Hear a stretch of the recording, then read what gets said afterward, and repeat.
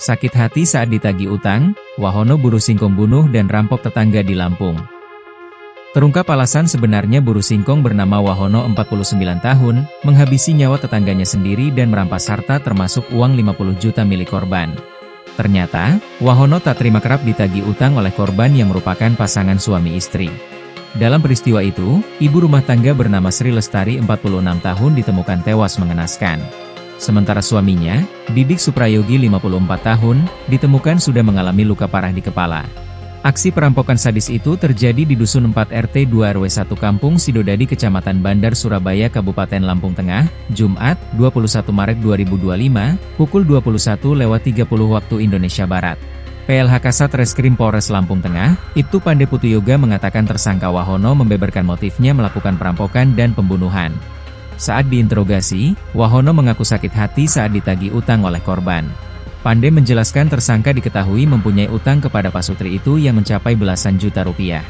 Suatu ketika, korban menagih utang tersebut kepada tersangka, namun korban mengucapkan sesuatu yang membuat tersangka tersinggung. Tersangka menganggap ucapan korban saat menagih utang membuat sakit hati. Setelah itu dia merencanakan pembunuhan tersebut, ungkap Pande. Pande menyebut tujuan awal tersangka adalah menganiaya kedua korban. Setelah penganiayaan, tersangka gelap mata lalu merampok rumah korban yang sebenarnya sudah dianggap saudaranya sendiri, bebernya. Tersangka Wahono ternyata menganiaya pasutri tersebut dengan menggunakan kunci pas ukuran 30 mm.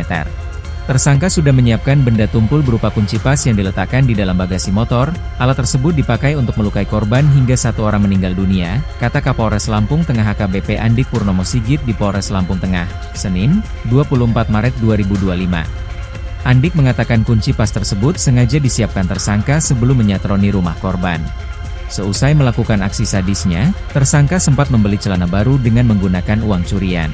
Sementara uang sisa hasil rampokan senilai Rp53.390.000 diamankan jajaran Polres Lampung Tengah. Berikut barang bukti lainnya berupa 1 unit motor, ponsel, kunci pas, dan mesin EDC berikut ATM korban. Andik menjelaskan Wahono yang berprofesi sebagai pekerja buruh singkong di wilayah setempat kini ditetapkan menjadi tersangka. Download Tribun X sekarang, menghadirkan lokal menjadi Indonesia.